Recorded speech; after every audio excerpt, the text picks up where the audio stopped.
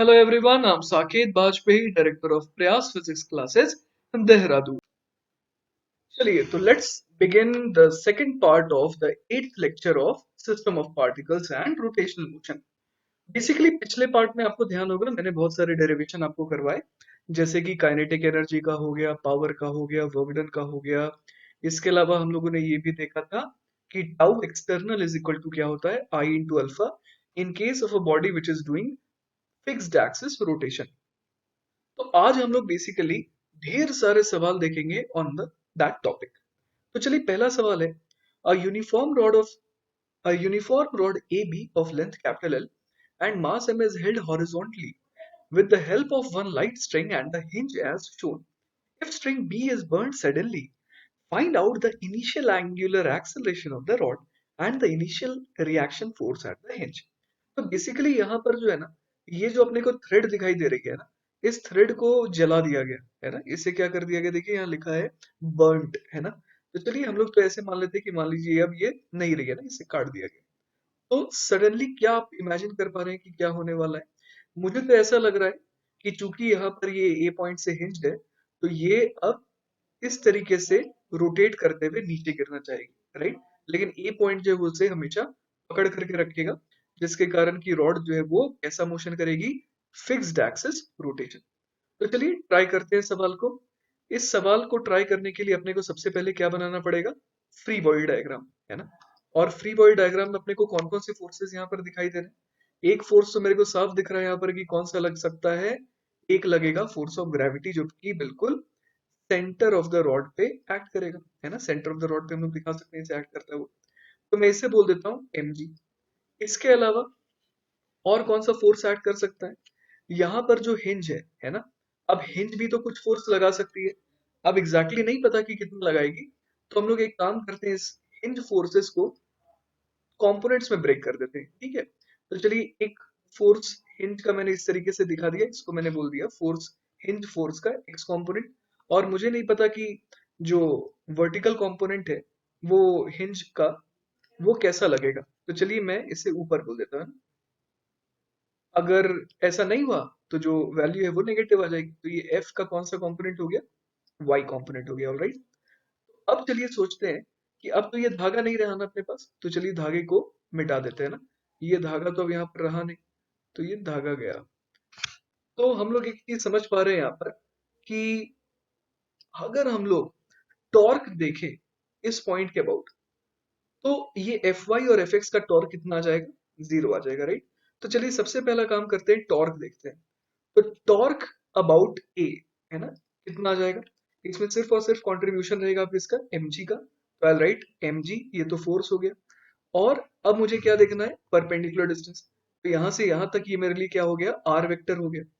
और फोर्स और ये जो पोजीशन वेक्टर है, इसके बीच में एंगल कितना है, 90 डिग्री। तो मैं यहाँ क्या लिख सकता हूँ, टॉर्क का मैग्नीट्यूड हो जाएगा mg इंटू आर परपेंडिकुलर। और आर परपेंडिकुलर की लेंथ कितनी हो जाएगी, एग्जैक्टली एल बाई टू के बराबर, क्योंकि ये लेंथ का आधा है। तो टॉर्क अबाउट ए मुझे मिल गया। अब ये तो हो गया टॉर्क, मैंने निकाल लिया using r cross F. Torque का एक और फॉर्मूला तो हम लोगों ने निकाला था ना, और वो कौन सा था, आई इंटू अल्फा। तो चलिए आई इंटू अल्फा का इस्तेमाल करते हैं यहाँ पर, है ना। तो अगर मैं आई इंटू अल्फा का इस्तेमाल करूं यहाँ पर, तो मुझे आई किस एक्सिस के अबाउट देखना पड़ेगा, जिस एक्सिस के अबाउट ये रॉड रोटेट कर रहा है। और वो एक्सिस कौन सी है, passing through A and perpendicular to the plane of the figure. तो मुझे बेसिकली आई ए निकालना होगा। तो यहाँ पर मैं लिख देता हूँ ये आई ए है। तो पहले आई ए निकाल लेते हैं, है ना। आई ए को क्या लिखेंगे हम लोग, आई ए निकालने के लिए हम लोग यूज कर सकते हैं पैरेलल एक्सिस थ्योरम, जो हम लोगों ने पिछले कुछ लेक्चर्स में देखा था। पैरेलल एक्सिस थ्योरम क्या कहता है, वो कहता है I C O M plus M D square is equal to I A. यहाँ पर मुझे ये ध्यान है कि आई ए है ना, उसको क्या होना पड़ेगा, उसको पैरेलल होना पड़ेगा किसके साथ, सॉरी ये जो मेरे पास जो एक्सिस है, कौन सी एक्सिस जो ए से पास कर रही है, और कौन सी एक्सिस जो सेंटर ऑफ मास से पास कर रही है, उन दोनों को क्या होना पड़ेगा, पैरेलल होना पड़ेगा। तो बेसिकली मुझे रॉड का, है ना, रॉड का मोमेंट ऑफ इनर्शिया चाहिए अबाउट दिस एक्सिस, जो बिल्कुल सेंटर से पास कर रही हो और perpendicular to the plane of the figure हो। तो ये तो हमें पता है कि ये वाली एक्सिस के अबाउट मोमेंट ऑफ इनर्शिया कितना आता है, वो आता है ml² by 12, राइट। तो यहाँ पर आइए कितना हो जाएगा, ml² by 12 plus m into, अब इन दोनों एक्सिस के बीच में कितनी दूरी है, दूरी है l/2, तो आई राइट m इंटू l/2 का होल स्क्वायर। आई होप यहाँ तक क्लियर होगा। तो अगर मैं इसे ऐड करूं ml²by 4, ये हो गया ml²by 4 और ये है ml²by 12, तो जब इन दोनों को ऐड करेंगे तो मेरे पास आई आ जाएगा ml²by 3 आ जाएगा।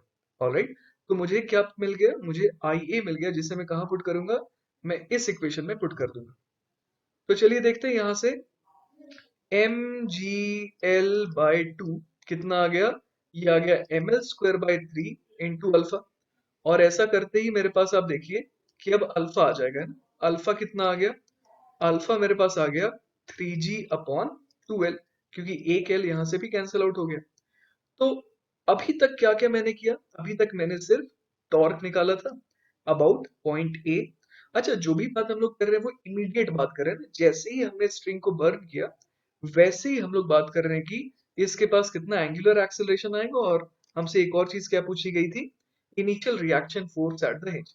तो देखिए एक पार्ट का तो जवाब अपना आ गया, angular acceleration of the rod, ये अपना जो है पहला पार्ट हो गया सवाल का। तो ये हो गया हमारा आंसर नंबर 1। ठीक है, अब दूसरे पार्ट का जवाब कैसे निकालें। तो दूसरे पार्ट में देखिए आपसे क्या पूछा गया है, आपसे पूछा गया है रिएक्शन फोर्स। तो मैं आपको एक बहुत ही इंपॉर्टेंट चीज बताता हूँ, जब भी फोर्स की बात हो रही है, राइट, फोर्स की बात हो रही है, तो हमारे को पूरे के पूरे रॉड को क्या ट्रीट करना होगा, एज अ पार्टिकल। ऑलराइट, तो अगर मैं पूरे के पूरे रॉड को एज अ पार्टिकल ट्रीट करूँ, है ना, तो उस पर कौन कौन से फोर्सेस हम लोग शो करेंगे। ऑब्वियस है कि एक फोर्स तो नीचे की तरफ mg हो जाएगा, उसके अलावा मुझे नहीं पता कि जो हिंज है वो इस पर किस डायरेक्शन में फोर्स लगा रही है, राइट। तो मैं क्या दिखा दूंगा, ऊपर लगा रहा है लेटर से Fy, और इस डायरेक्शन में दिखा दूंगा Fx, जैसा कि हम लोगों ने अभी अभी डिस्कस करा था। इन तीनों फोर्सेस की वजह से चलिए सोचते हैं कि इसके पास क्या आया, है ना, सेंटर ऑफ मास के पास कैसा एक्सेलरेशन आया। जैसा कि आप देख पा रहे हैं कि सेंटर ऑफ मास कहां पर होगा, यहां पर कहीं पर सेंटर ऑफ मास होगा, राइट। तो सेंटर ऑफ मास जो है अभी अभी तो रुका हुआ था, जैसे ही हमने बर्न किया तो क्या उसके पास कोई ओमेगा इनिशियली आ पाएगा, नहीं आ पाएगा। जैसे कि आप सोचिए कि अगर कोई बॉल है आपके पास, है ना, आप उसको मान लीजिए कि किसी एच हाइट से ड्रॉप कर रहे हैं, तो वो ऑब्वियस है कि कुछ टाइम के बाद उसके पास वेलोसिटी आएगी। लेकिन जैसे ही ड्रॉप आप कर रहे हैं उस मोमेंट पर अगर आपसे कोई पूछे कि उसके पास कितनी वेलोसिटी आ गई थी, तो आप बोलेंगे कि भाई अभी तो उसको मौका ही नहीं मिला था स्पीड गेन करने का। तो उसी तरीके से यहाँ पर मैं बोलूंगा कि जैसे ही रॉड को हम लोगों ने रिलीज करा, तो अभी तो इसके पास अल्फा आया ही था, अल्फा आया ही था, तो इवेंचुअली ये एंगुलर वेलोसिटी गेन करेगा। लेकिन right at equal to zero अगर पूछा जाए तो मैं कहूंगा कि इसके पास कोई भी एंगुलर वेलोसिटी नहीं थी। तो अगर सेंटर ऑफ मास के पास कोई भी एंगुलर वेलोसिटी नहीं थी, तो मैं ये कह सकता हूँ कि इसके पास कोई भी सेंट्रीपिटल फोर्स नहीं होना चाहिए, any force which is directed towards the centre वो नहीं होना चाहिए। तो दैट मींस कि स्ट्रेट अवे अब मैं क्या लिख सकता हूँ कि fx को कितना होना पड़ेगा, जीरो, क्योंकि अगर कोई फोर्स इस पर सेंटर की तरफ हुआ तो क्या होगा, तो इसका मतलब कि उसके पास ओमेगा है, लेकिन ओमेगा तो है नहीं। इसका मतलब अब मैं किससे मिटा सकता हूँ, मैं मिटा सकता हूँ fx को, है ना, क्योंकि fx नहीं रहा। तो अब मुझे एक चीज क्लियर है, क्या क्लियर है, कि ये जो हमारा रॉड है जिसे मैंने पॉइंट मास ट्रीट करा है, उस पर एक फोर्स नीचे लग रहा है mg, और मुझे नहीं पता कि ये जो हिंज रिएक्शन फोर्स है वो ऊपर लग रहा है कि नीचे लग रहा है। मैंने फिलहाल मान लिया कि ये ऊपर लग रहा है ना। जब एक्सेलरेशन हम लोग देखेंगे तो उसके हिसाब से अपने आप Fy पॉजिटिव या नेगेटिव आ जाएगा। इसके अलावा अब मुझे ये देखना है कि सेंटर ऑफ मास का एक्सेलरेशन कैसा है। तो अभी अभी मैंने जो डायग्राम बनाया था रॉड का, उसमें क्या दिखाया था मैंने, कि ये जो सेंटर ऑफ मास है ना, उसका मोशन अगले मोमेंट पर कैसा होगा। सिर्फ सेंटर ऑफ मास का ही क्यों, अगर आप पूरे की पूरे रॉड को देखिए तो पूरी की पूरी रॉड जो है अब इस तरीके से घूमने वाली है। तो हर एक पॉइंट के पास एंगुलर एक्सेलरेशन भी है, और वो कितना एग्जैक्टली अल्फा है, जो हमने निकाला था 3g/2l। तो ये जो सेंटर ऑफ मास है अगर मैं उसको देखूं, तो उसके पास नीचे की तरफ कौन सा एक्सेलरेशन आ जाएगा बिकॉज ऑफ एंगुलर एक्सेलरेशन, उसके पास और कौन सा एक्सेलरेशन आ जाएगा, टेंजेंशियल एक्सेलरेशन, जो कितना होता है अल्फा इंटू आर। याद आ रहा है आपको, ए टेंजेंशियल बराबर आर अल्फा हम लोगों ने पढ़ रखा है। तो इसके पास टेंजेंशियल एक्सेलरेशन कितना आ जाएगा, वो आ जाएगा, अल्फा की वैल्यू मैं भर देता हूँ 3g/12, और रेडियल डिस्टेंस कितनी है हम लोगों ने बहुत बार निकाला, l/2 आ रहा था। तो यहाँ से L से L कैंसिल आउट हो गया, तो ये कितना बन गया 3g/4। इसका मतलब ये हुआ, अब सोचना बहुत इजी है कि अगर मान लीजिए कि ये सिर्फ हमारे पास एक पॉइंट मास होता है ना, उसको अगर मैं रिलीज कर देता तो उसका एक्सेलरेशन कितना आता, जी आता। लेकिन इस रॉड का एक्सेलरेशन जी से क्या आ रहा है, कम आ रहा है ना। 3g/4 is obviously less than g, correct. तो मैं यहाँ पर क्या बोल सकता हूँ, मैं कह सकता हूँ यहाँ पर कि इसका मतलब इस पर एक ऊपर की तरफ फोर्स लग रहा होगा, जिसके कारण इसका एक्सेलरेशन जी नहीं बल्कि जी से थोड़ा कम आया। तो हम लोग अब इक्वेशन क्या लिखेंगे, mg माइनस एफ वाई बराबर m into acceleration of centre of mass. और सेंटर ऑफ मास के पास सिर्फ और सिर्फ कौन सा एक्सेलरेशन होगा, एक्सेलरेशन का टेंजेंशियल कंपोनेंट। तो I will write m into a tangential. तो यहाँ से एफ वाई कितना आ गया, एफ वाई आ गया m g minus m into a tangential. अब ए टेंजेंशियल की वैल्यू भर देते हैं ना, तो एफ वाई बराबर आ गया m g minus m into a tangential हम लोगों ने निकाल लिया 3g/4, राइट। तो यहाँ से कितना आ गया 4/4 mg minus 3/4 mg which is equal to mg/4। तो मेरे पास फोर्स का वर्टिकल कंपोनेंट, या फिर यूं कहें कि the only force that the hinge is applying at the initial moment t equal to 0, वो क्या हो जाएगा mg/4। तो जो हमारा दूसरा पार्ट था, है ना, उसमें क्या पूछा गया था, आप देखिए उसमें पूछा गया था the initial reaction force at the hinge. तो हमारा जवाब क्या हो जाएगा कि जो हिंज है वो इमीडिएटली सिर्फ कितना फोर्स लगाएगी, mg/4 लगाएगी, वो भी ऊपर की तरफ, और there will be no effects. Alright, चलिए तो अब आ जाते हैं नेक्स्ट सवाल पे। नेक्स्ट सवाल है, a uniform rod of mass m and length l is kept on a horizontal table with l/4 length on the table. The end B is tied to a string as shown. The string attached to the end B is cut and the rod starts rotating about point C. Find the normal reaction from the table on the earth as soon as the string is cut. चलिए तो इस बार जो है, जैसा कि हम लोग सवाल में देख पा रहे हैं कि इस मोमेंट पर तो सब कुछ सही था, है ना। ये रिएक्शन इधर से मिल रहा था, इधर स्ट्रिंग भी थी, उसमें भी टेंशन रहा होगा, फोर्स ऑफ ग्रेविटी था, सब कुछ मिला करके ये जो रॉड एबी है ये मस्त रुकी हुई थी। लेकिन अचानक से हमने क्या किया, हमने इस स्ट्रिंग को सडनली काट दिया। अब ये ऑब्वियस लग रहा है कि ये जो रॉड है इसको क्या करना चाहिए, इसको इस तरीके से टॉपल करना चाहिए, राइट। तो चलिए इसका फ्री बॉडी डायग्राम बनाते हैं ताकि और ज्यादा क्लैरिटी आए, है ना। तो ये मैंने इस बार ये जो ए बी रॉड है वो दिखा दिया। उसके अलावा चलिए एक और चीज यहाँ पर देख लेते हैं, जो अपना जो ये बेस है ना। तो बेस मैं बना लेता हूँ यहाँ पर। अब यहाँ पर मुझे एग्जैक्टली कितना दूर बनाना है बेस को, मुझे बेस बनाना है l/4, राइट। तो यहाँ पर ये सेंटर ऑफ द रॉड हो गया, और एग्जैक्टली जो बेस इसे मिल रहा है वो कहाँ तक मिल रहा है, l/4 डिस्टेंस तक, राइट। तो इसे मैं l/4 शो कर देता हूँ। अब मुझे ये समझ में आ रहा है कि ये फिक्स्ड एक्सिस रोटेशन करेगी एग्जैक्टली एट t = 0। t = 0 पर क्या होगा कि मुझे ऐसा लगेगा कि ये वाला जो पॉइंट है इसके अबाउट ये जो रॉड है ये क्या कर रही है, इस तरीके से टॉपल कर रही है ना। उसके बाद भले हो सकता है कि फिर यहाँ पर स्लाइडिंग पॉसिबल हो जाए, लेकिन इमीडिएट अगर बात करें तो इमीडिएटली तो यही होने वाला है कि ये इस तरीके से घूमने वाला इस पॉइंट सी के अबाउट, राइट। तो चलिए जब ये फिक्स्ड एक्सिस रोटेशन का केस हो गया, तो अब हम लोग क्या कर सकते हैं यहाँ पर चलिए हम लोग फ्री बॉडी डायग्राम बनाते हैं। सबसे पहली चीज जो मुझे दिखानी चाहिए वो ये है कि यहाँ पर कौन सा फोर्स लगेगा, force of gravity which is mg। उसके अलावा अब ये तो कंफर्म है कि यहाँ जो सरफेस है, जो बेस है, वो इस पर कैसा फोर्स लगा सकता है, वो इस पर लगा सकता है सिर्फ और सिर्फ नॉर्मल रिएक्शन, राइट। तो इस तरीके से मैं यहाँ पर नॉर्मल रिएक्शन भी शो कर देता हूँ। अब देखते हैं कि कौन सी इक्वेशन लिखी जाए। अगर मैं सी पॉइंट के अबाउट देखूं, है ना, तो जस्ट जैसे ही मैंने धागे को काटा तो पूरा का पूरा रॉड आपको इमेजिन करना होगा कि ये सिर्फ सी पॉइंट को टच कर रहा है। बाकी सारे के सारे पॉइंट जो है जस्ट अभी अभी उठ चुके हैं, है ना। और नॉर्मल रिएक्शन अगर लगेगा तो सिर्फ और सिर्फ किस पॉइंट पर लग रहा है, सी पॉइंट पर, है ना। ए से लेकर के सी के सारे पॉइंट जो है वो just at the verge of losing the contact with the table. तो अगर मैं यहाँ पर टॉर्क की बात करूँ, है ना, टॉर्क अबाउट सी, तो क्या लिख दूंगा, यहाँ पर टॉर्क मैं लिखूंगा जैसा मैंने पढ़ा है आर क्रॉस एम जी, तो मैं उसी का इस्तेमाल करूंगा, एम जी मल्टीप्लाइड बाय, अब यहाँ से यहाँ तक की जो रेडियल डिस्टेंस है वो कितनी हो जाएगी, वो हो जाएगी l/4। तो मैंने टाउ सी कितना लिख दिया, एम जी इंटू l/4।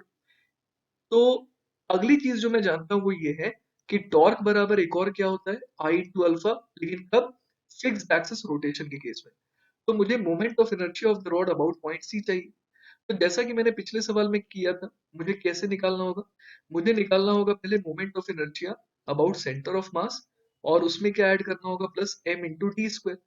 तो एक्सिस हमें समझ में आ रहा है कैसी है। एक्सिस जो है वो इस सी पॉइंट से पास कर रही है और perpendicular to the plane of the screen है। तो जो सेंटर ऑफ मास है ना, जैसा कि मैं अभी यहाँ पर दिखा रहा हूँ, सेंटर ऑफ मास है, इससे अगर मैं एक ऐसी एक्सिस बनाऊं जो कि इस पॉइंट से पास कर रही हो, साथ ही साथ स्क्रीन के परपेंडिकुलर हो, तो उसके अबाउट तो मोमेंट ऑफ इनर्शिया मुझे पता है कितना आता है। वो आता है एम एल स्क्वायर बाई 12। उसमें मुझे सिर्फ क्या ऐड करना है? M into D square. D क्या होता है? जिस एक्सिस के अबाउट आपको निकालना है उससे सेंटर ऑफ मास से पास करने वाली एक्सिस की दूरी। तो वो तो मुझे साफ दिख रहा है कि कितनी हो जाएगी? L by four. तो मैं यहाँ पर एल बाय फोर लिख देता हूँ। तो हमारा आंसर क्या आ जाएगा? मतलब एटलीस्ट मोमेंट ऑफ इनर्शिया तो आ ही जाएगा ना। आईसी कितना आ जाएगा? M L square by 12 plus M L square by 16। तो चलिए यहाँ पर हम लोग एलसीएम ले लेते हैं 48, और ये बन जाएगा 4 और ये बन जाएगा 3, और बाहर आ गया कॉमन एम एल स्क्वायर। तो हमारा आईसी कितना आ गया? 7 M L square upon 48, right. तो चलिए अब इसे वापस से किस इक्वेशन में पुट करेंगे?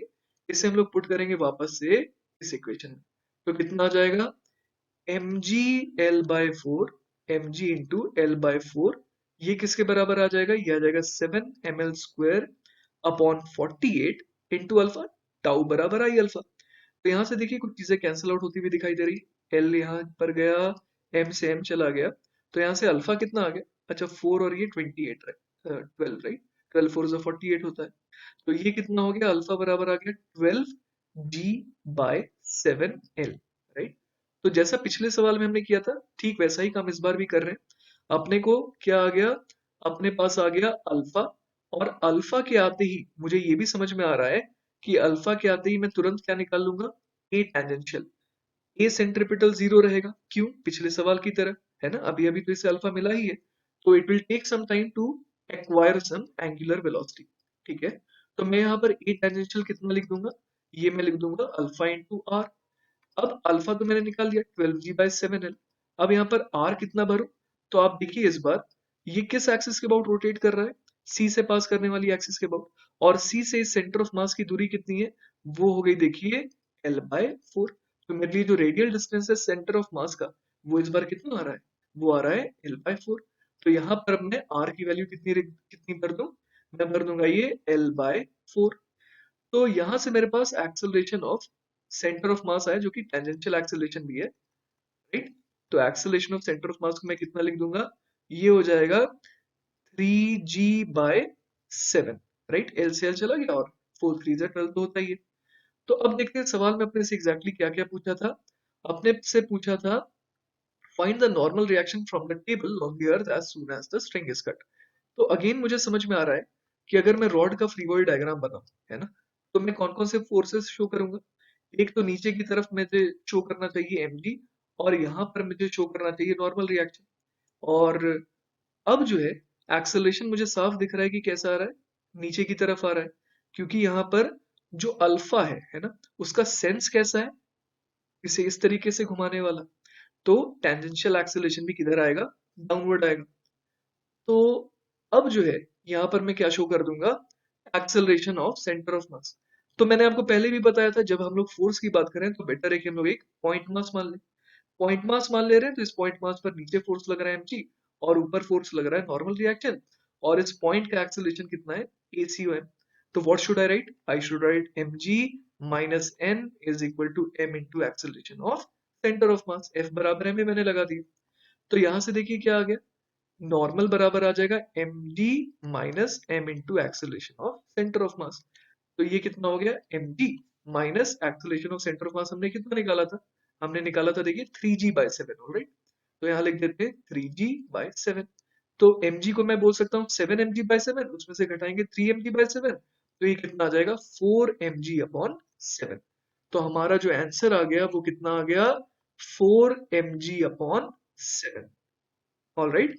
तो आप देखिए कि पिछले जो दो सवाल मैंने अभी अभी डिस्कस करे, ये दोनों काफी सिमिलर थे, और उन दोनों में ही क्या खासियत थी कि पहले हम लोगों ने टॉर्क बराबर आई अल्फा यूज किया, है ना, और कौन सा इक्वेशन यूज किया, आर क्रॉस एफ यूज किया, है ना, और इसके अलावा और हमने क्या यूज किया, फिर हमने पूरे के पूरे बॉडी को एक पॉइंट मास मान लिया जब हमें क्या लगाना था, एफ बराबर एम। तो इस टाइप के सवाल बहुत आएंगे, आपको थोड़ा केयरफुल रहना होगा और इन दोनों सवालों को अच्छे से आपको समझना पड़ेगा।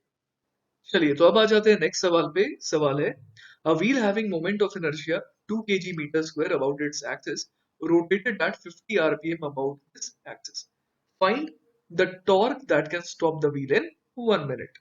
तो बेसिकली मैंने एक डायग्राम बना दिया है। ये जो व्हील है ये क्या कर रही है, ये घूम रही है इस तरीके से विद सम ओमेगा से। ओमेगा भी हम लोग निकालेंगे, wheel converted into the required units. तो अब हमें क्या करना है, हमें टॉर्क लगाना है ना, ताकि ये रुक जाए कितने देर में, 1 मिनट में।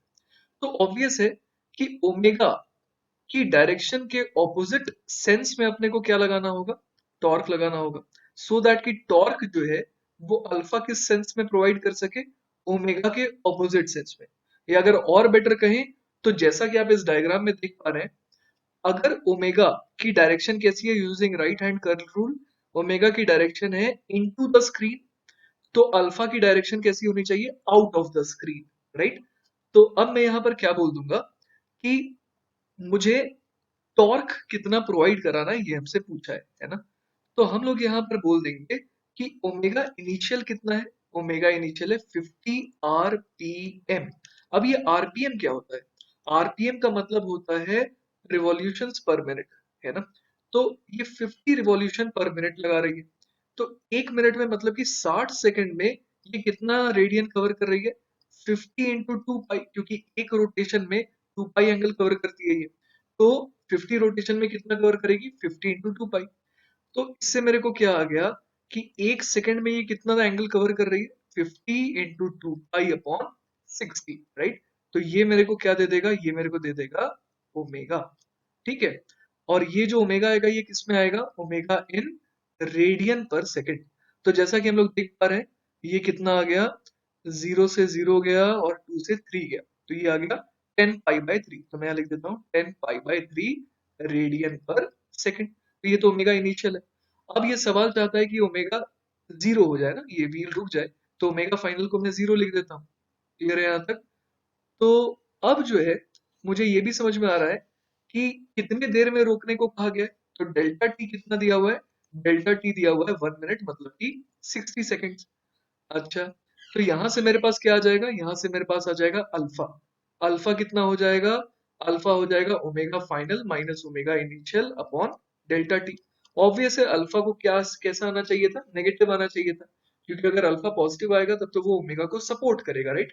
तो ओमेगा फाइनल यहाँ पर देखिए कितना जा रहा है, वो आ जा रहा है -10 pi by 3 divided by time कितना 60। तो यहाँ 0 से 0 गया, तो ये बन गया -पाई बाय 18, और यूनिट क्या हो जाएगी, रेडियन पर सेकेंड स्क्वायर। अब अपने से टॉर्क पूछा है, टॉर्क पूछा है मतलब टॉर्क का मैग्नीट्यूड पूछा है। तो बेसिकली यहाँ पर मैं क्या लगा दूंगा, टॉर्क का मैग्नीट्यूड निकालने के लिए आई इंटू सिंपली मैं अल्फा से मल्टीप्लाई कर दूंगा। यहाँ पर भी मैं अल्फा नेगेटिव साइन का सेंस मतलब सिर्फ इतना है कि वो ओमेगा के ऑपोजिट डायरेक्शन में है ना। तो यहाँ पर मुझे अल्फा का साइन लेने की कोई जरूरत नहीं है। मैं सिंपली यहाँ पर क्या बोल दूंगा कि टॉर्क कितना चाहिए होगा, आई इंटू अल्फा, और आई अपने को सवाल में दिया हुआ है 2 केजी मीटर स्क्वायर, और अल्फा हम लोगों ने निकाल लिया कितना है, अल्फा का मैग्नीट्यूड है पाई बाय 18 रेडियन पर सेकेंड स्क्वायर। तो हमारा टॉर्क कितना आ गया, टॉर्क हमारा आ गया, चूंकि सब कुछ एसआई यूनिट में है, तो ये आ जाएगा पाई बाय 9, और एसआई यूनिट में होने पर टॉर्क की यूनिट क्या हो जाएगी, न्यूटन मीटर। ऑलराइट। तो जैसा कि आप देख पा रहे हैं कि इस सवाल में हमसे क्या पूछा गया था, torque that can stop the wheel in 1 second. मतलब कि यहाँ पर चूंकि हमसे कोई एक पर्टिकुलर टॉर्क की वैल्यू पूछी गई थी, इसीलिए मैंने सवाल में ये समझा कि वो कैसे टॉर्क की बात कर रहा है, एक पर्टिकुलर कांस्टेंट टॉर्क की बात कर रहा है। क्लियर है ये बात। तो अब चूंकि सवाल में सिर्फ ये बोल रहा है फाइंड द टॉर्क, मतलब वो हमसे क्या डिमांड कर रहा है, कोई एक टॉर्क की वैल्यू बता। तो वो एक टॉर्क क्या कहना चाह रहा है यहाँ पर, कांस्टेंट टॉर्क, या फिर आप एवरेज टॉर्क समझ लीजिए। ऑल राइट बच्चों, अब आ जाते हैं नेक्स्ट सवाल पे। सवाल है, a wheel of radius small R and moment of inertia capital I about its axis is fixed at the top of an inclined plane of inclination theta as shown. A string is wrapped around the wheel and its free end supports a block of mass m which can slide on the plane. Initially, the wheel is rotating at a speed omega in a direction such that the block slides up the plane. How far will the block move before stopping? तो इसका मतलब शुरुआत में ये जो हमारा wheel है ना, ये किस तरीके से घूम रहा था, कुछ क्लॉकवाइज सेंस में घूम रहा था, है ना। तो मैं शुरुआत में इसको ओमेगा से डिनोट कर देता हूँ। अपने को मास ऑफ द ब्लॉक दिया हुआ है एम, वो भी मैं मेंशन कर देता हूँ। तो शुरुआत में अगर ये व्हील ओमेगा से घूम रही थी, है ना, तो इसका मतलब कि ये ब्लॉक भी जो है इस रस्सी के सहारे ऊपर आ रहा था। तो इस ब्लॉक की इनिशियल स्पीड कितनी थी, इसका मतलब वो थी ओमेगा इंटू आर। क्यों ऐसा? हम लोगों ने पढ़ रखा है पिछले ही पार्ट में कि अगर ये व्हील घूम रही है ना, तो जो उसके टिप की स्पीड होगी वही तो उससे अटैच्ड रस्सी की भी स्पीड होगी। करेक्ट है। और इस टिप की स्पीड कितनी है? v बराबर आर ओमेगा। तो इसका मतलब कि रस्सी की भी स्पीड होगी v बराबर आर ओमेगा। तो हम लोग ये समझ पा रहे हैं कि शुरुआत में क्या हो रहा था, ये ऊपर जाने की कोशिश कर रहा था, लेकिन धीरे धीरे क्या होने लगा, धीरे धीरे हम लोग देख पा रहे हैं कि ये क्या हो जाएगा, धीरे धीरे रुकेगा। क्यों रुकेगा? क्योंकि यहाँ पर हम लोग देख पा रहे हैं कि इसकी हाइट बढ़ रही है। हाइट बढ़ने से क्या होता है? हाइट बढ़ने से ये होता है कि उसकी पोटेंशियल एनर्जी बढ़ने लगती है। अब कोई एक्सटर्नल वर्क डन तो हो नहीं रहा है सिस्टम पर। अगर मैं अर्थ पार्टिकल सिस्टम मानूं यहाँ पर सब कुछ मिला करके, तो कोई एक्सटर्नल एजेंट तो इसे धक्का लगा नहीं रहा है। तो अगर ये ऊपर जा रहा है और इसकी हाइट बढ़ रही है, तो ऑब्वियस है कि किसके कॉस्ट पे ये हाइट बढ़ रही है और पोटेंशियल एनर्जी बढ़ रही है, at the cost of its own kinetic energy. ठीक है। तो फाइनल मोमेंट मेरे को समझ में आ रहा है कि फाइनल मोमेंट में जब ये ब्लॉक रुकेगा, है ना, मान लीजिए थोड़ी दूर जा करके ये ब्लॉक इस तरीके से यहाँ पर रुकता है, तो उस समय और कौन रुक रहा होगा? उस समय ये व्हील भी जो है या पुली जो है वो भी घूमना उस मोमेंट पर अचानक से बंद कर देगी। उस पर्टिकुलर मोमेंट पर तो एटलीस्ट दोनों की स्पीड क्या होगी? जीरो। व्हील की एंगुलर स्पीड नहीं होगी और ब्लॉक की लीनियर स्पीड नहीं होगी। तो चलिए हमने आइडिया तो लगा लिया कि क्या करना है। अब चलिए इस पर थोड़ा काम करते हैं और कैलकुलेशन करने की कोशिश करते हैं। बेसिकली जैसा आपको समझ में आ गया होगा, मैं यूज करना चाह रहा हूँ एनर्जी कंजर्वेशन, है ना। मान लीजिए कि ये h हाइट ऊपर गया, है ना। अगर ये h हाइट ऊपर गया है तो मैं क्या बोल सकता हूँ कि सिस्टम की पोटेंशियल एनर्जी कितने से बढ़ गई? वो बढ़ गई एम जी एच से। अगर सिस्टम की पोटेंशियल एनर्जी बढ़ गई एम जी एच से, तो किसके कॉस्ट पर बढ़ी होगी? At the cost of kinetic energy. तो इसका मतलब पूरी की पूरी काइनेटिक एनर्जी जो सिस्टम के पास थी वो कहाँ चली गई? It got into the potential energy. तो हम लोग लिख सकते हैं हाफ एम वी इनिशियल का square plus half I omega square. Omega भी कौन सा? ओमेगा इनिशियल, क्योंकि फाइनल ओमेगा और फाइनल स्पीड तो जीरो हो गए। क्या आप समझ पा रहे हैं? ये मैं क्या लगा रहा हूँ? एनर्जी का कन्वर्जन लगा रहा हूँ। पोटेंशियल एनर्जी में कन्वर्ट हो गई जो शुरुआत में काइनेटिक एनर्जी थी। तो यहाँ से बड़े आराम से हमारा एटलीस्ट एच तो आ जाएगा ना। देखते हैं, कैलकुलेशन करके देखते हैं क्या आ रहा है। M G H is equal to half M V initial जो है कुछ दिया है क्या? वी इनिशियल अपने को, हाँ, एक तरीके से अपने को आर दे रखा है और ओमेगा दे रखा है ना। तो वी इनिशियल को हम लोग क्या लिख देंगे? R omega. तो ये हो गया आर ओमेगा और इसका भी whole square plus half into I into omega square. तो चलिए आगे की कैलकुलेशन करते हैं। एम जी एच बराबर आ जाएगा half M R square omega square plus half I omega square. यहां से अपने पास क्या आ गया? यहां से अपने पास एच कितना आ जाएगा? वो आ जाएगा, एम जी को डिवाइड करना है ना हर जगह, ठीक है। तो ये आ गया omega square R square upon two G, क्योंकि एम से एम कैंसिल आउट हो गया, plus half I omega square. और इसको किससे डिवाइड करें? इसको डिवाइड कर देंगे mg से, राइट। तो ये अपने पास फिलहाल तो h आ गया। तो मैंने आपका समय बचाने के लिए यहाँ पर ये जो छोटी सी कैलकुलेशन थी सिंपल सी, वो मैंने परफॉर्म कर दी और मेरे पास h इतना आ गया। लेकिन आप एक चीज देखिए, सवाल में हमसे h नहीं पूछा गया था, हमसे क्या पूछा गया था? How far will the block move before stopping. तो अपने से एक्चुअली ये वाली डिस्टेंस पूछी गई थी और हमने निकाली कौन सी? ये वाली डिस्टेंस। लेकिन अपने को ये साफ दिख रहा है कि यहाँ पर एंगल थीटा है, तो हम लोग एच पता है और ये हाइपोटेनस निकालना है। तो क्या यूज करें? बेटर रहेगा साइन थीटा यूज करना। साइन थीटा बराबर परपेंडिकुलर अपॉन हाइपोटेनस, राइट? तो we should use sine theta बराबर परपेंडिकुलर बाय हाइपोटेनस। तो यहां से क्या आ जाएगा अपने पास, अपने को हाइपोटेनस चाहिए ना, तो हाइपोटेनस क्या आ जाएगा, परपेंडिकुलर अपॉन साइन थीटा। और परपेंडिकुलर कितना है, h। तो हमारा जो आंसर हो जाएगा वो क्या हो जाएगा, s is equal to H upon sine theta. तो हमारा फाइनल आंसर देखिए क्या बन जा रहा है, omega square multiplied by I plus M R square divided by 2mg तो था ही, इसमें साइन थीटा भी और आ जाएगा। क्लियर है? तो ये हमारा जवाब आ गया। इस सवाल को हम लोगों ने किस तरीके से सॉल्व करा, यूजिंग एनर्जी कंजर्वेशन। अब मैं आपको एक और तरीका बताऊंगा इसी सवाल को करने का, है ना। इस सवाल में मैं यूज करने वाला हूं अब फोर्स की इक्वेशन। चलिए देखते हैं कैसे। चलिए तो इस डायग्राम में एक काम करते हैं, इस ब्लॉक पर लगने वाले फोर्स को शो करते हैं ना। तो इस ब्लॉक पर कौन सा फोर्स लग रहा है, इस प्लेन के अलोंग, वो लग रहा है, इस तरफ तो लग रहा है टेंशन, और उसके अलावा इस डायरेक्शन में क्या लगेगा, इस डायरेक्शन में लगेगा mg साइन थीटा। क्लियर है ये बात? ये कैसे आया mg साइन थीटा, आप समझ पा रहे हैं? यहाँ पर अगर मैं इस तरीके से ब्लॉक दिखा दूं, तो ब्लॉक पर नीचे mg लगता है ना। अब ये एंगल अगर थीटा है तो ये वाला फोर्स हो जाता है mg cos थीटा, और ये वाला फोर्स हो जाता है mg sin थीटा, राइट? क्योंकि ये एंगल थीटा हो गया, तो ये एंगल हो गया 90 माइनस थीटा। तो हमें ये समझ में आ गया कि ब्लॉक पर एक फोर्स लग रहा है इस डायरेक्शन में टेंशन, और एक फोर्स लग रहा है इधर mg sin थीटा। और ऑब्वियसली mg sin थीटा क्या होगा, टेंशन से ज्यादा रहा होगा, तभी तो ब्लॉक धीरे धीरे क्या हो रहा है, डिसेलरेट कर रहा है, रुक रहा है। तो एक इक्वेशन मैं ब्लॉक के लिए क्या लिख सकता हूँ, mg sin theta minus tension, है ना, is equal to m into A. मैंने एक्सेलरेशन की डायरेक्शन कैसी मानी, मैंने इस डायरेक्शन में एक्सेलरेशन माना, है ना। तभी तो ब्लॉक जो है उसके पास एक्सेलरेशन लेफ्ट की तरफ है और वेलोसिटी राइट की तरफ है, जिसके कारण ये स्लो डाउन हो रहा है। तो मैंने बेसिकली यहाँ पर एक्सेलरेशन किस डायरेक्शन में मानी, टुवर्ड्स लेफ्ट, और ये एक्सेलरेशन का मैग्नीट्यूड है।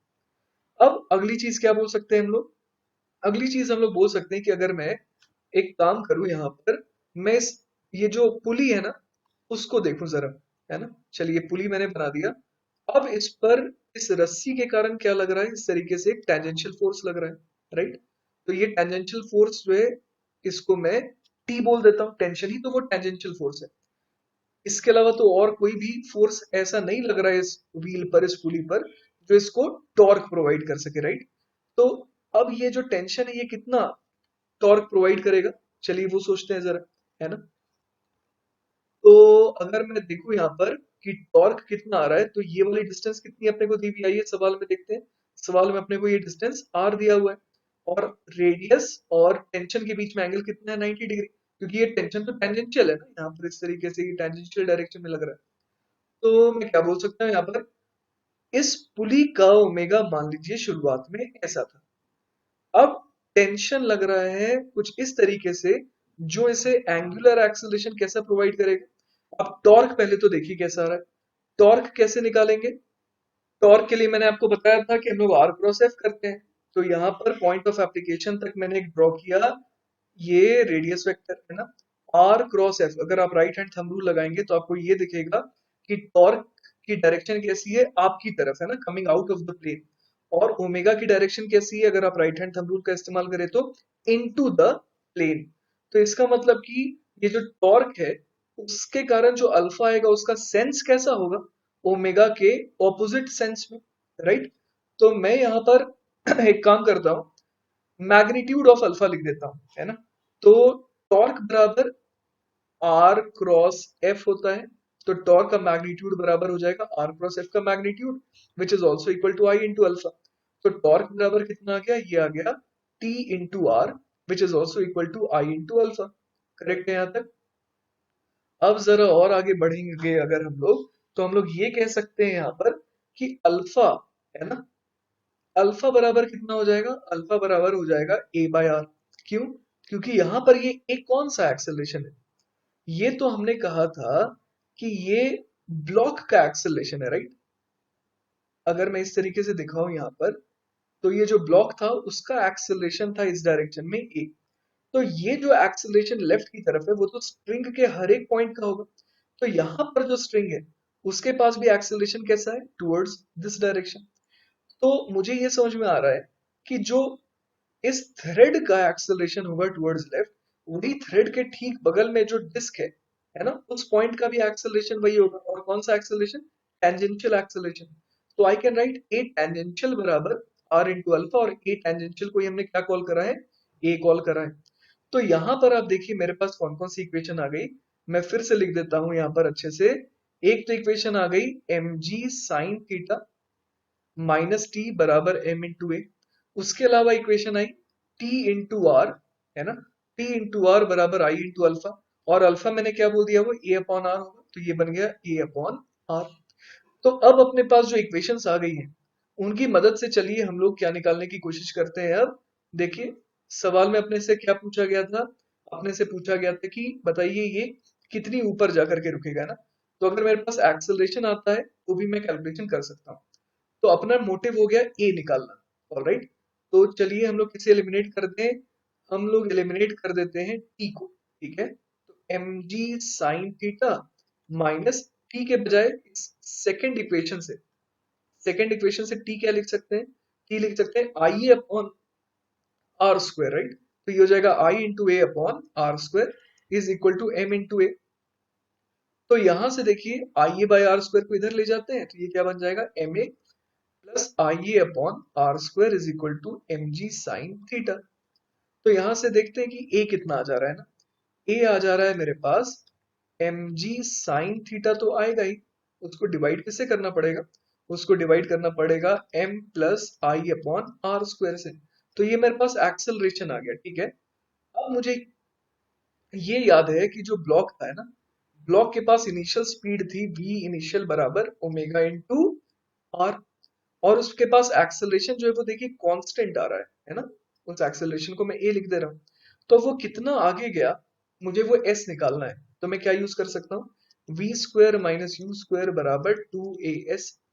फाइनल स्पीड इसकी कितनी हो जाएगी, फाइनल स्पीड हो जाएगी 0, माइनस इनिशियल स्पीड कितनी थी ओमेगा आर, तो यहाँ लिख दूंगा ओमेगा आर का भी होल स्क्वायर बराबर 2 इंटू, अब एक्सेलरेशन की डायरेक्शन क्या है, लेफ्ट की तरफ है। मैंने राइट को अगर पॉजिटिव माना है तो लेफ्ट क्या हो जाएगा, नेगेटिव। तो एक्सेलरेशन में क्या लिख दूंगा इस बार, minus M G sine theta divided by M plus I by R square multiplied by S, जो कि मुझे चाहिए।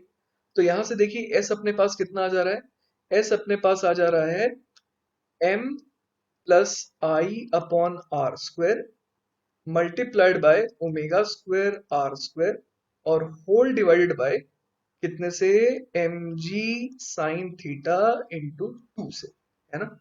तो ये तो शायद अपना वही आ जाएगा ना, हाँ बिल्कुल आना भी चाहिए था। तो ये अपने पास आ जाएगा M omega square R square plus I into omega square, right. और इसको किससे डिवाइड करना है, two M G sine theta से।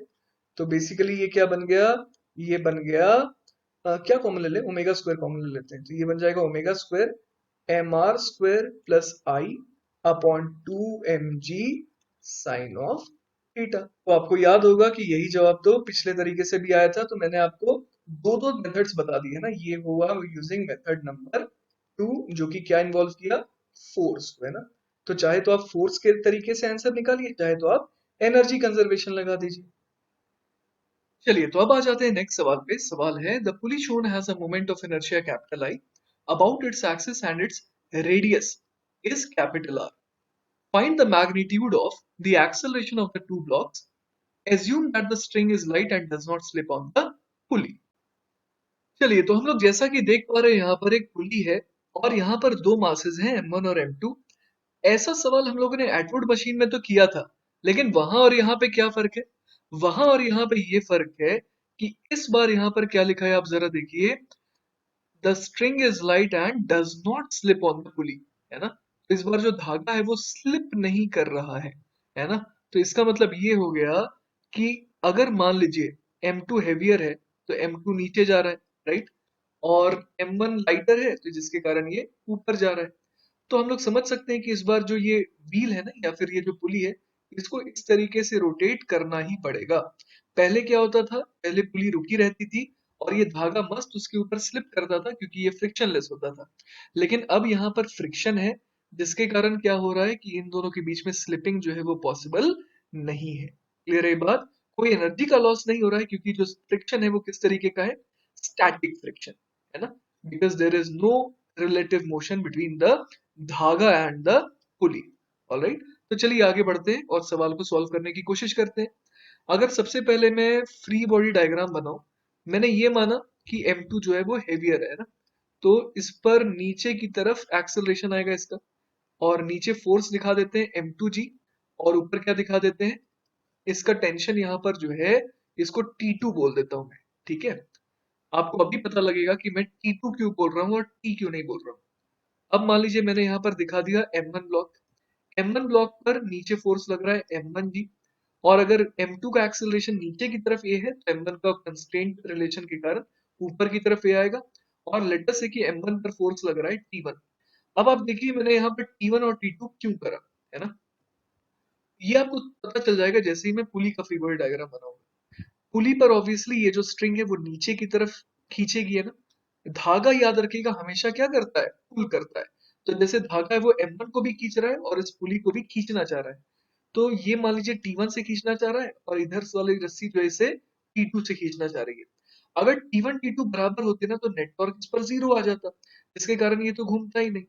तो इसीलिए मैंने यहाँ पर T1 और T2 दिखाया जो कि अनइक्वल होंगे, जिसके कारण ये जो पुली है वो इस तरीके से क्लॉकवाइज सेंस में रोटेट कर रही है। क्लियर है यहाँ तक? तो हम लोग पुली के लिए टॉर्क इक्वेशन लिख सकते हैं। आप देख पा रहे होंगे यहाँ पर जो डिस्टेंस है वो तो आर है। तो अगर मैं सेंटर, पुली के सेंटर के अबाउट टाउ निकालू, है ना, टॉर्क निकालू, तो क्या आ जाएगा? जिस डायरेक्शन में अल्फा मिल रहा है उसी डायरेक्शन में नेट टॉर्क आना चाहिए। तो इसका मतलब T2 के कारण जो टॉर्क आ रहा है वो ज्यादा होना चाहिए। तो I should write T2 into R minus T1 into R, है ना? नेट टॉर्क जो है T2 के कारण देखिए कैसा है, R cross F into the plane, और T1 के कारण है R cross F out of the plane.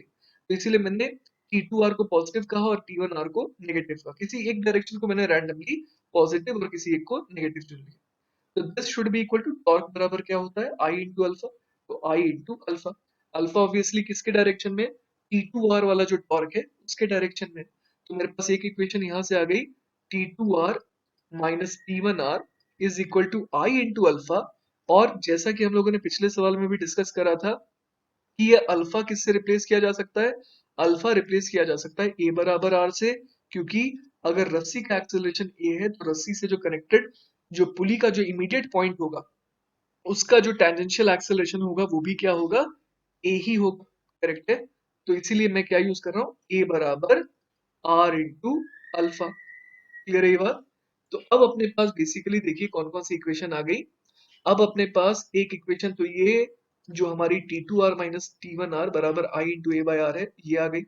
उसके अलावा अगर मैं M1 वाले ब्लॉक की बात करूं तो एक इक्वेशन में लिख सकता हूँ, सॉरी यहाँ पर मुझे लिखना चाहिए T1 ज्यादा होगा ना, तो मैं यहाँ पर T1 शो कर देता हूँ ना ऊपर की तरफ। तो T1 minus M1 into G बराबर M1 इंटू ए, है ना? जैसा कि आप डायग्राम देख पा रहे हैं, T1 ऊपर लग रहा है, M1 जी नीचे लग रहा है, और ऑब्वियसली T1 ज्यादा होगा जिसके कारण M1 ऊपर जा रहा है। तो I have written T1 minus M1 G बराबर M1 इंटू ए। इसी तरीके से M2 के लिए क्या लिखेंगे? M2 के लिए M2 जी डोमिनेटिंग है, तो M2 जी माइनस T2 बराबर लिख देते हैं यहाँ पर M2G माइनस T2 बराबर M2 इंटू ए। करेक्ट है यहाँ पर? तो अपने पास 1 2 एंड 3, तीन इक्वेशंस आ गई। तो चलिए अब हम लोगों को क्या निकालना था, एक बार सवाल वापस से पढ़ लेते हैं। अपने को निकालना था magnitude of acceleration of the two blocks, मतलब बेसिकली अपने को ए चाहिए, राइट? तो अब तो बस मैथमेटिक्स यूज करना है, इन इक्वेशंस को सॉर्ट आउट करना है। तो अपने को पहली इक्वेशन से T1 की वैल्यू आ गई और दूसरी इक्वेशन से T2 की वैल्यू आ गई। T1 कितना आ गया? T1 आ गया M1A प्लस M1 इंटू जी। इसी तरीके से T2 कितना आ गया? T2 आ गया M2G माइनस M2 इंटू ए। अब इन दोनों को ना यहाँ पर पुट कर देते हैं, ठीक है? तो हमारे पास इक्वेशन क्या आ जाएगी?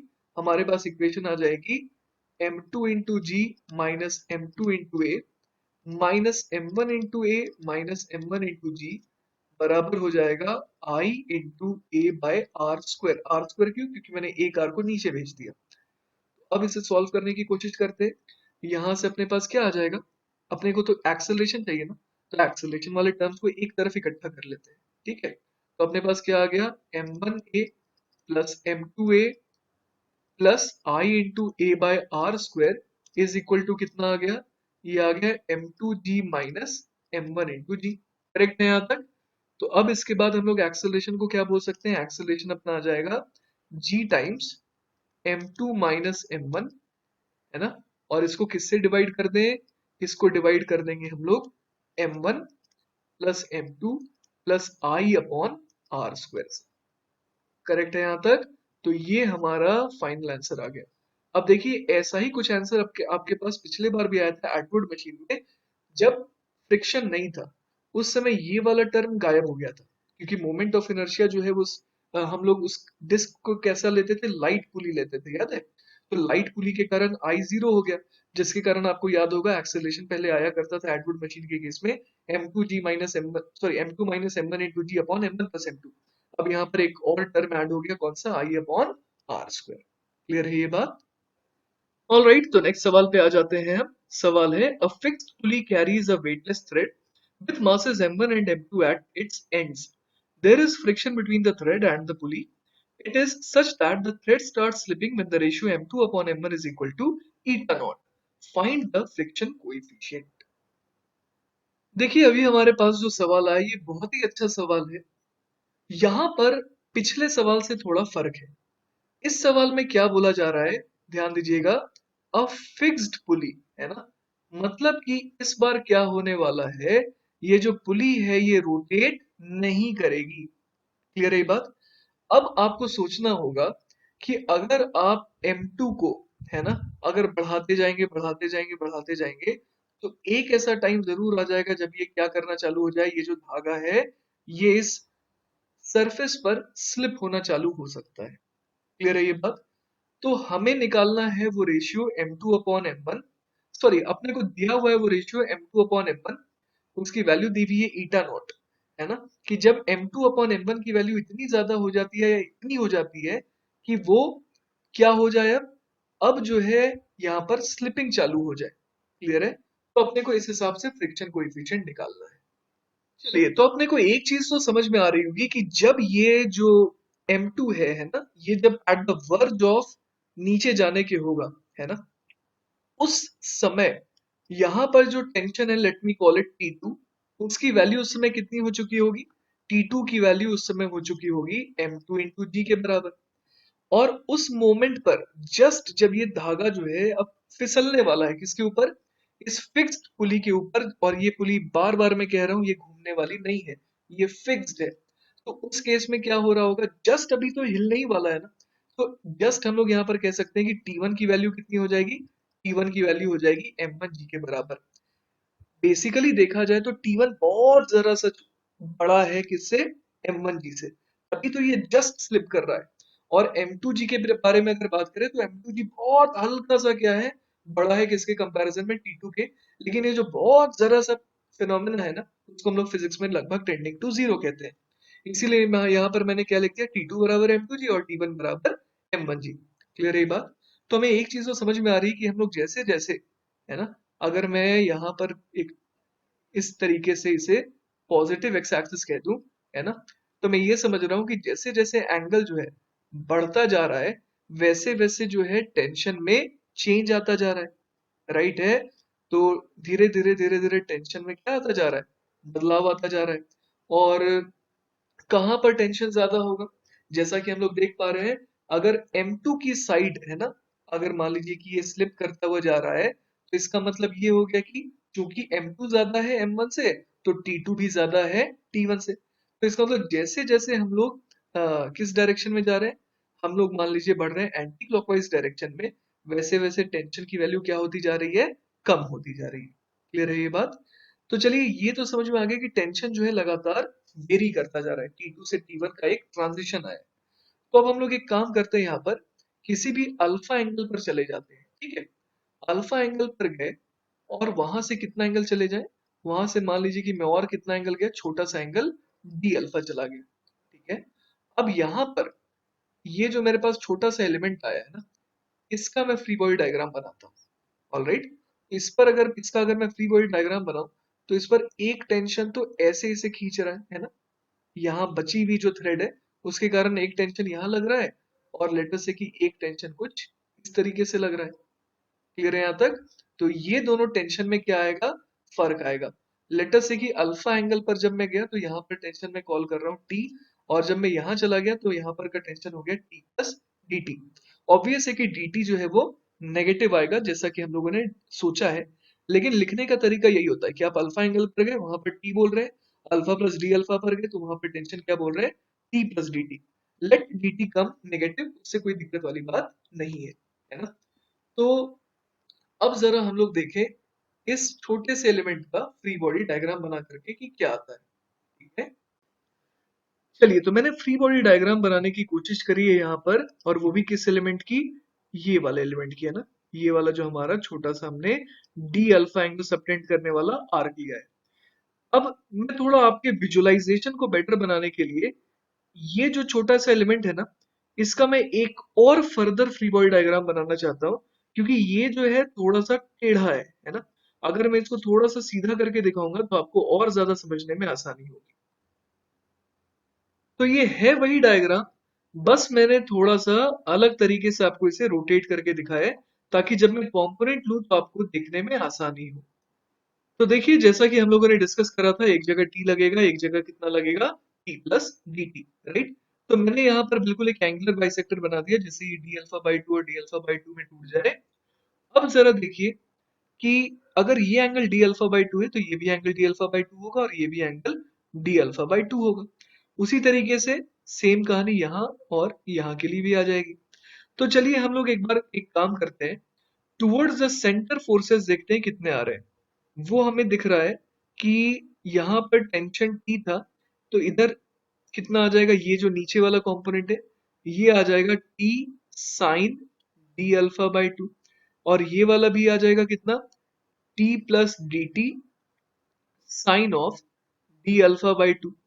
उसी तरीके से ये टुवर्ड्स राइट फोर्स कितना आ जा रहा है, ये आ जा रहा है T cos D alpha by two, और ये आ जा रहा है T plus D T cos of D alpha by two. Clear है यहाँ तक? अब जरा सोचते हैं कि ये जो हमारा एलिमेंट है ना, इस पर एक तरीके से नीचे की तरफ फोर्स, अब नीचे की तरफ फोर्स इस डायग्राम के हिसाब से मैं आपको बता दूं कि एक्चुअल डायग्राम में कैसा हो रहा है। जब मैं नीचे की तरफ फोर्स बोल रहा हूं मतलब कि इस पर इस डायरेक्शन में ना, टुवर्ड्स द सेंटर की मैं बात कर रहा हूँ। क्लियर है ये बात? तो वापस से आ जाते हैं इस डायग्राम पर। तो यहाँ पर टुवर्ड्स द सेंटर फोर्स कितना लग रहा है, टुवर्ड्स द सेंटर फोर्स लग रहा है, अब हम लोग बोल सकते हैं t plus D T sine D alpha by two, और उसमें क्या ऐड कर देंगे, t plus D T sine D alpha by two, और उसमें ऐड कर देंगे t sine D alpha by two. Clear है यहाँ तक?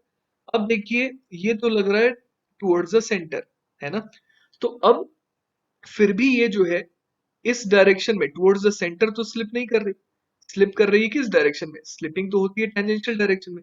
ये जो डायरेक्शन है इस डायरेक्शन में कोई ना कोई तो होगा जैसे मोशन नहीं करने दे रहा होगा। तो कौन सा वो फोर्स होगा, वो फोर्स होगा इस रेड वाले एलिमेंट पर लगने वाला छोटा सा नॉर्मल रिएक्शन। तो आई कैन राइट नाउ कि this should be equal to dn, है ना। अब इसको अगर ओपन करें तो यहाँ से dn कितना आ जाएगा, dn बराबर आ जाएगा, देखिए dt को sin d alpha by to से मल्टीप्लाई करेंगे तब तो वो बहुत ही नेग्लिजिबल हो जाएगा। तो इसीलिए हम लोग को क्या करना चाहिए, t sin d alpha by two plus t sin d alpha by two, जो कि कितना हो जाएगा 2t sin d alpha by two. अब स्मॉल एंगल अप्रोक्सीमेशन अपने को लगाना है, तो स्मॉल एंगल के केस में sine of something is that thing only. तो 2t sin d alpha by two हो जाएगा सिर्फ d अल्फा बाई टू, तो 2 से 2 चला गया, तो ये कितना आ गया d अल्फा। तो एक इक्वेशन जो अपने पास आ गई वो कौन सी आ गई, dn is equal to T D alpha. तो ये बहुत इंपॉर्टेंट इक्वेशन आई है अभी अपने पास। अब जो है हम लोग ये देख सकते हैं कि जो फ्रिक्शन है ना, वो फ्रिक्शन कैसा होगा, लिमिटिंग फ्रिक्शन होगा, क्योंकि जस्ट अभी वर्ज ऑफ स्लाइडिंग पर है। तो इसका मतलब जो फ्रिक्शन आएगा वो कैसा आएगा, म्यू इंटू डी एन आएगा। करेक्ट है यहाँ पर? और सवाल में अपने को म्यू की वैल्यू कुछ दी हुई है क्या, अच्छा नहीं वही तो निकालनी है ना। तो सवाल में अपने को जो म्यू है वो निकालना है। अब ये डीएफ की डायरेक्शन कैसी होगी, एक बार एग्जैक्ट डायग्राम देखते हैं। हमें ये ध्यान है कि जो थ्रेड है वो इस डायरेक्शन में स्लिप कर रही है ना। तो इसका मतलब ये हो गया कि अगर मैं, है ना, अगर मैं अलोंग द सरफेस की बात करूं, तो अलोंग द सरफेस में देखूं अगर, तो देखते हैं कि स्लाइडिंग जो है उसको रोकने के लिए फ्रिक्शन कैसा लग रहा होगा। फ्रिक्शन जो है इस सरफेस के पैरेलल लग रहा होगा, कुछ इस तरीके से। इस तरीके से यहाँ पर मैं डीएफ दिखा सकता हूँ, क्योंकि मुझे पता है कि नॉर्मल के तो परपेंडिकुलर डायरेक्शन में ही डीएफ लगता है ना। क्लियर है ये बात? तो चलिए डायग्राम में आते हैं वापस से अपने ओरिजिनल। हाँ, तो अब मुझे ये समझ में आ रहा है कि इसको स्लिप होने से कौन रोक रहा है।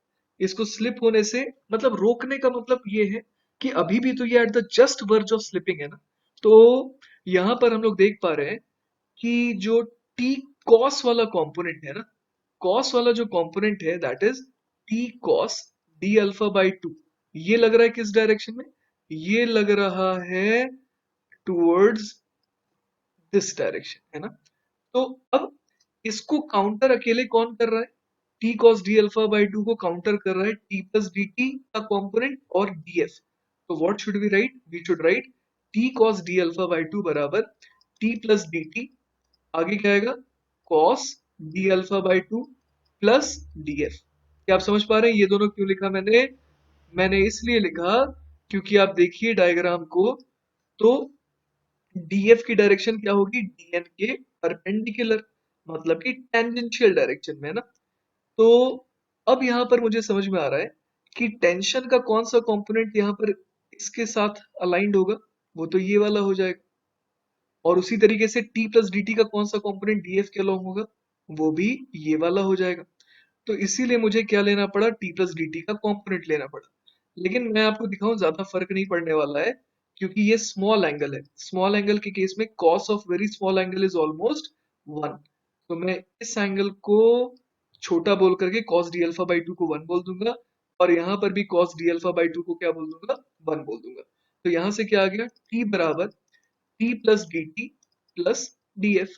तो यहाँ से टी से टी देखिए कैंसिल आउट हो गया, तो डी टी बराबर क्या आ गया, डी टी बराबर आ गया माइनस डी एफ। करेक्ट है ये बात? अब मुझे ध्यान है कि dt बराबर में क्या लिख सकता हूँ, माइनस ऑफ df को मैं किससे रिप्लेस कर सकता हूँ, म्यू इंटू dn से। तो dt बराबर आ गया minus of mu into dn। Clear है यहाँ तक? अब इसके अलावा dn, है ना, dn बराबर क्या था, dn बराबर था देखिए टी डी अल्फा। तो चलिए हम लोग और आगे बढ़ते हैं, dt बराबर लिख देते हैं minus mu into T D alpha. अब यहाँ से क्या आ गया, dt अपॉन टी बराबर माइनस म्यू डी अल्फा। तो अब हमें लगाना होगा इंटीग्रेशन, है ना। तो हम लोग इंटीग्रेट अब करने की कोशिश करते हैं। तो कैसे करें इंटीग्रेट, वो देखिए, dt अपॉन टी का इंटीग्रेशन क्या हो जाएगा, ln ऑफ t, राइट। और माइनस म्यू डी अल्फा का इंटीग्रेशन क्या हो जाएगा, simply minus mu into alpha. अब आती है बात लिमिट भरने की। अपने को कौन कौन सी लिमिट पता है, आइए एग्जैक्ट ओरिजिनल डायग्राम में पहुंचते हैं और देखते हैं, है ना। तो ओरिजिनल डायग्राम ये रहा। तो इस डायग्राम में आकर के आप देख पा रहे हैं कि जब, है ना, जब अल्फा की वैल्यू, और ऊपर वाले डायग्राम में देखते हैं, जब अल्फा की वैल्यू है जीरो, तो इस जगह का टेंशन कितना हो गया, T2। और जब अल्फा की वैल्यू हो गई पाई, है ना, पाई रेडियन, तो वहां पर टेंशन की वैल्यू कितनी है, T1। तो चलिए आप भी याद रखिएगा, जब अल्फा जीरो होगा तो टेंशन T2 होगा। तो चलिए यहाँ भर देंगे अभी हम लोग, जब अल्फा होगा जीरो, है ना, तब टेंशन होगा T2। और जब अल्फा की वैल्यू कितनी हो जाएगी, अल्फा की वैल्यू हो जाएगी पाई, तब टेंशन की वैल्यू कितनी हो जाएगी, T1। सही है यहाँ तक? तो चलिए इसको सॉल्व करते हैं, ln of T1 by T2, ln of T1 by T2 आ जाएगा यहाँ से, बराबर हो गया माइनस म्यू इंटू पाई। सही है यहाँ तक? तो अब देखते हैं यहाँ से क्या आ गया, यहाँ से आ गया T2 बाई T1, है ना, ln of T2 by T1 बराबर म्यू इंटू पाई। अब समझ रहे हैं मैंने क्या किया, उल्टा कर दिया और यहाँ से नेगेटिव साइन ले लिया। तो चलिए ये तो अपने पास आ गया कि ln of T2 upon T1 बराबर म्यू इंटू पाई। यहाँ से म्यू कितना आ गया, म्यू आ गया ln of T2 upon T1 whole divided by pi. लेकिन अपने को ये पता है कि T2 बराबर M2 जी था और T1 बराबर M1 जी था। तो अगर दोनों को डिवाइड कर देंगे तो क्या बच जाएगा, m2 अपॉन m1। तो ये कितना बन गया, ln of m2 upon m1 whole divided by pi, ये अपना म्यू आया। और आपको याद होगा m2 अपॉन m1 को ही क्या कहा गया था, सवाल में कहा गया था ईटा नॉट, राइट। तो यहाँ से म्यू बराबर कितना आ गया, ln of eta naught upon pi. Clear है ये बात। तो यही अपना फाइनल आंसर है, mu is equal to ln of eta naught divided by. तो चलिए इस सवाल का मैं छोटा सा रिवीजन करा देता हूं। मैंने इस पर्टिकुलर पॉइंट पर माना था कि टेंशन टी है, और उससे अल्फा एंगल दूर मैंने माना था कि tension T plus D T है। अब इस टेंशंस के दो कंपोनेंट मैंने कर दिए, एक कर दिया जैसा कि इस डायग्राम के हिसाब से दिख रहा है नीचे की तरफ, और एक कर दिया अलोंग राइट एंड लेफ्ट, है ना। तो जो नीचे के कंपोनेंट है वो कितने आ गए थे, वो आ गया था T sine D alpha by two, और एक आ गया था T plus D T sine of D alpha by two. वो दोनों मिल करके किसके द्वारा बैलेंस हो रहे थे, डीएन के द्वारा। अब मुझे ये समझ में आ गया था कि यहाँ पर जो T cos D alpha by two है वो ज्यादा था as compare to T plus D T cos D alpha by two के, है ना। तो इसीलिए उसके सपोर्ट में कौन आ गया, डीएफ आ गया, है ना। तो DF plus T plus D T cos D alpha by two मिल करके किसके बराबर हो गया, T cos D alpha by two के, राइट। और चूंकि डी अल्फा बाई टू बहुत छोटा एंगल है तो कॉस ऑफ दैट एंगल क्या हो गया, ऑलमोस्ट वन हो गया। इसीलिए अपने पास इक्वेशन कौन सी आई थी, टी बराबर T plus D T plus D F, याद है। T is equal to T plus D T plus D F. क्यों आया था, वो इस कारण से आया था क्योंकि मैंने राइट के अलोंग लगने वाले फोर्सेस को जस्ट किसके बराबर किया था, लेफ्ट के अलोंग लगने वाले फोर्सेस के, क्योंकि मुझे पता था कि ऑलमोस्ट ये दोनों बराबर हैं। हालांकि थोड़ा सा ज्यादा अमाउंट में कौन है फोर्स, टुवर्ड्स राइट। तभी तो ये जो ब्लॉक सिस्टम है वो टुवर्ड्स राइट जो है स्लाइड करना चालू कर रहा है ना, M2 जो है वो नीचे आना चालू कर रहा है। क्लियर है ये बात। तो ये एक बहुत ही अच्छा सवाल है, और इस सवाल के थ्रू आपने बहुत सारी चीजें सीखी। जैसे कि एक चीज तो बहुत इंपॉर्टेंट यहाँ पर ये सीखा आपने कि किस तरीके से हम लोग टेंशन लेते हैं। किसी अल्फा एंगल पर गए तो वहां पर टेंशन ले लीजिए, और अल्फा प्लस डी अल्फा पर गए तो वहां पर कितना ले लीजिए, टी प्लस डी टी।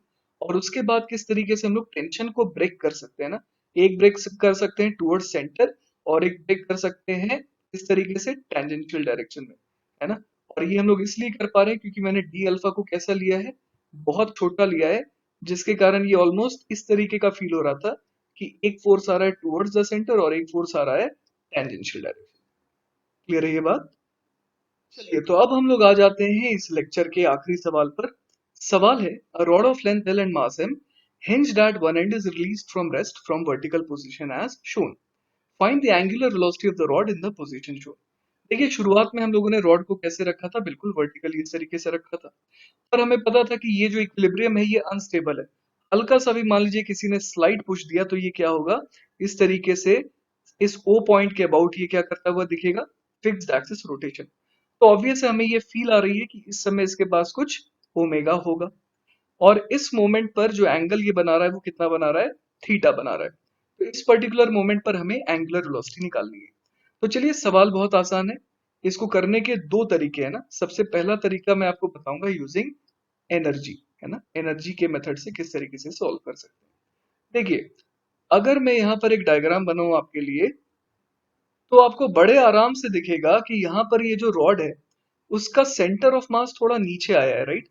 पहले देखिए, पहले ये जो सेंटर ऑफ मास है ये जमीन से कितने ऊपर था, ये जमीन से था L/2 ऊपर। और अब देखिए ये वाली डिस्टेंस तो अभी भी L/2 है ना, ये डिस्टेंस तो चेंज नहीं होगी। लेकिन अब क्या हो गया, अब इसकी हाइट फ्रॉम द ग्राउंड जो है उसमें परिवर्तन आ जाएगा ना।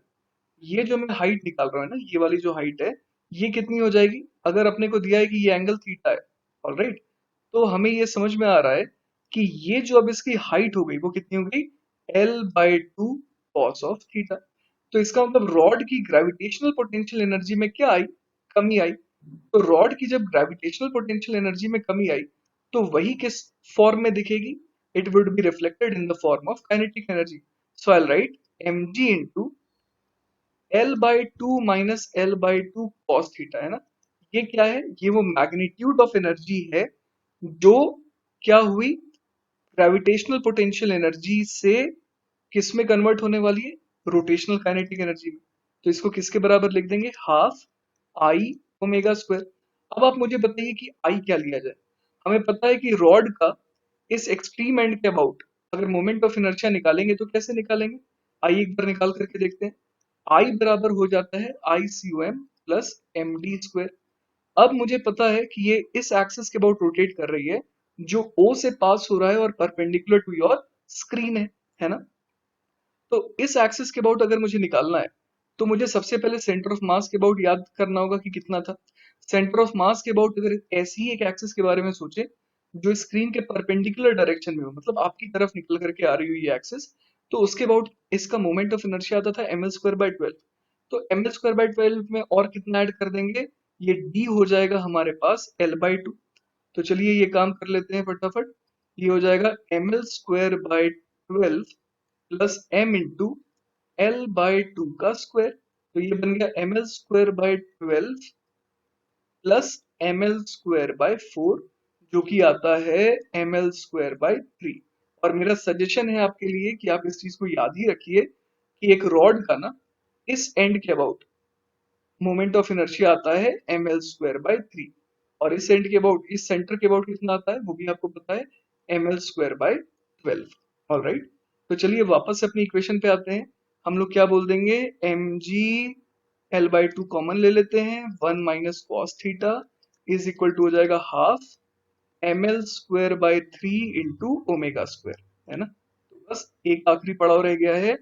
हम लोग यहाँ से क्या क्या चीजें कैंसिल आउट कर सकते हैं, 2 से 2 को उड़ा सकते हैं, m से m को उड़ा सकते हैं, l से एक l शहीद हो गया। तो यहाँ क्या लिख देंगे, omega square is equal to 3g into 1 - cos theta, और इसको किससे डिवाइड कर दें, इसको डिवाइड कर देंगे l से, राइट। 1 - cos थीटा क्या हो जाएगा, 1 - cos थीटा हो जाएगा 2 cos square, sorry 2 sin square theta by 2। तो ये हो जाएगा 3g/l into 2 sin square theta by 2। तो यहाँ से ओमेगा कितना आ गया, ओमेगा हमारा फाइनली आ जाएगा under the root of 6g/l sine square theta by 2। तो ये हमारा फाइनल आंसर हो गया। लेकिन जैसा मैंने आपको कहा था मैं एक और मेथड से आपको करके बताऊंगा, तो वो मेथड भी आप चलिए करके देखते हैं ना उससे। चलिए तो अब मेथड नंबर 2 देखते हैं ना। मान लीजिए इस मोमेंट पर ये किसी फाई एंगल गया है और यहां से ये फर्दर और डी फाई एंगल जाने वाला है। तो मैं क्या निकालने वाला हूँ, वर्क डन बाय टॉर्क, और वो भी चलिए पहले स्मॉल वर्क डन निकालते हैं ना। तो मुझे ये दिखाई दे रहा है कि टॉर्क आखिर लग कितना रहा है इस पर। टॉर्क लगेगा सिर्फ और सिर्फ mg का, अगर मैं इस O पॉइंट के अबाउट देखूं तो mg फोर्स नीचे लग रहा है, और ये परपेंडिकुलर डिस्टेंस कितनी हो जाएगी l/2, और ये वाला एंगल हो गया फाई। तो इसका मतलब ये डिस्टेंस कितनी हो गई l/2 साइन फाई। तो मैं dw क्या लिखूंगा, मुझे पता है ये हो जाता है tau dot D phi, right. तो यहाँ पर मैं लिख सकता हूँ टॉर्क का मैग्नीट्यूड कितना है, टॉर्क का मैग्नीट्यूड है mg into l/2 sine phi into D phi करना होगा, है ना। टॉर्क और एंगल जो एक्स्ट्रा कवर हुआ दोनों की डायरेक्शन सेम है, क्योंकि टॉर्क के कारण ही तो ये एंगल बढ़ रहा है, राइट। तो यहाँ पर मैं लिख दूंगा mg/2 sine phi D phi. अब ये तो आया डी डब्ल्यू टाउ, राइट। अब मुझे क्या करना है, इसको इंटीग्रेट करना है ताकि मैं ओवरऑल क्या निकाल सकूं, वर्क डन बाय टॉर्क। तो वर्क डन बाय टॉर्क यहाँ पर देख लेते हैं कितना आ जाएगा। ये आ जाएगा mgl/2, तो बाहर आ गया, राइट। mgl/2 बाहर आ गया और अंदर क्या रह गया, साइन फाई डी फाई। अब साइन फाई डी फाई में साइन फाई का इंटीग्रेशन क्या हो जाएगा, -cos फाई, राइट। अब इसमें लिमिट क्या पुट करें, फाई इनिशियल था 0 और फाई फाइनल क्या हो गया थीटा, सवाल में तो यही दिया है।